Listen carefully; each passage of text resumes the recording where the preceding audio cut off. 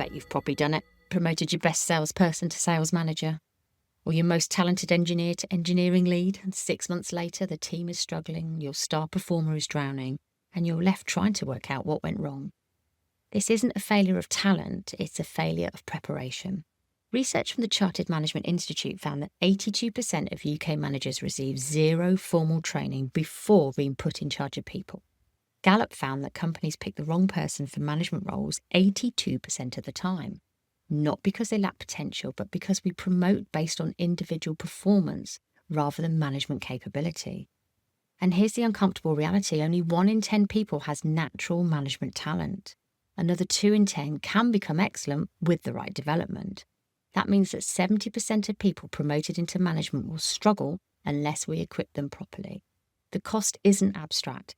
Poor management costs UK employers $84 billion annually in lost productivity.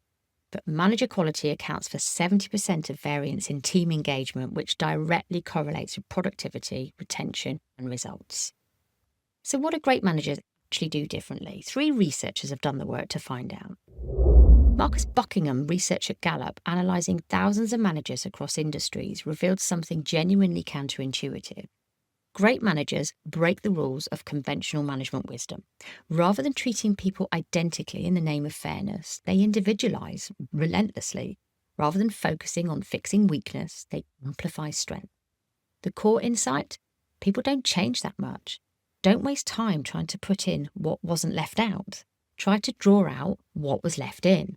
Great managers accept this reality and work with it rather than against it. They also challenge conventional thinking on where to invest their time. Most managers spend disproportionate effort trying to fix low performers. Great managers invest their time where it yields the highest return, developing their best people. An hour helping your top performer get 10% better delivers way more value than an hour moving a poor fit from failing to mediocre. And they focus on outcome, not method. They're crystal clear about the destination and let talented people find their own path. You standardise the results and the standards. You allow flexibility in how individuals achieve them. The practical implication for CEOs: if you want managers who get the best from people, you need managers who think in terms of individual talent rather than generic process. Andy Grove approached management the way an engineer approaches a system. What creates leverage? His framework is simple yet powerful.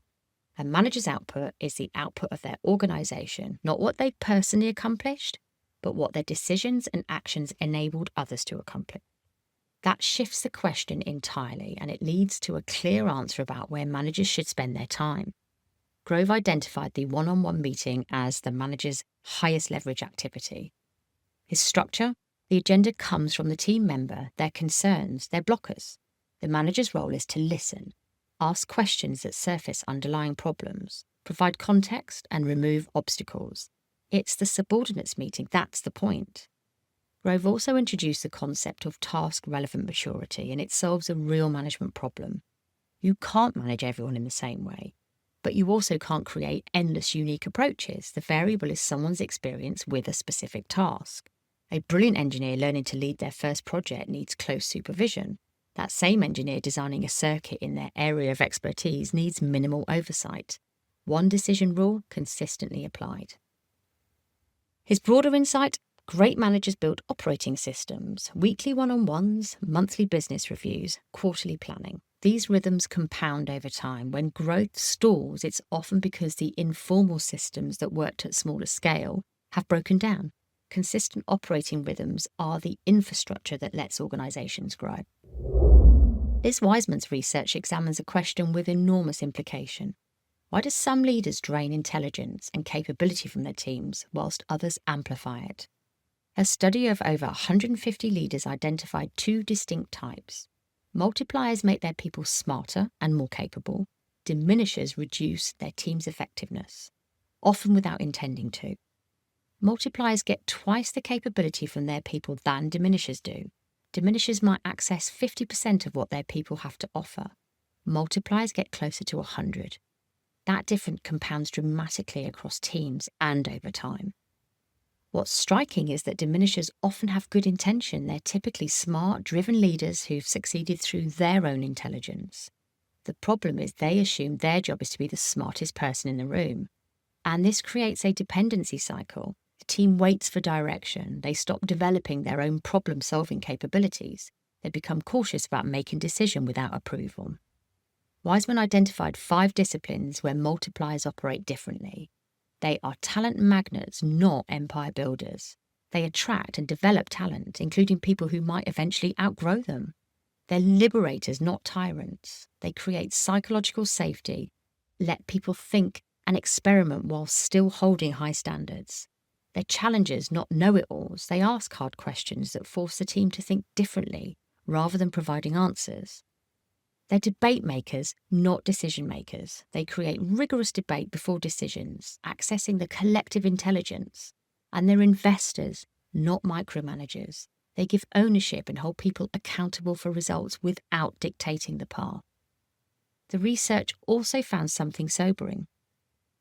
Many diminishers are accidental. The leader who generates too many ideas, leaving the team overwhelmed and unable to execute. The leader who fills every conversational space, making it hard for others to contribute. The leader who rescues struggling teams rather than letting them develop the problem-solving capability. All of these behaviours reduce performance without any intention to do so.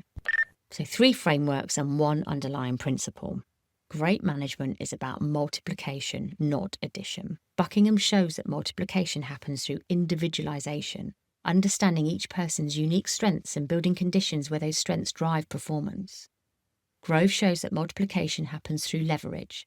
One-on-ones prevent crisis, training that builds capability, operations systems that create execution efficiency.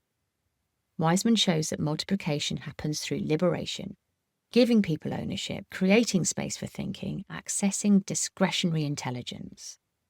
Where these perspectives converge, great managers don't try to be the hero with all the answers. They create the conditions where talented people can excel.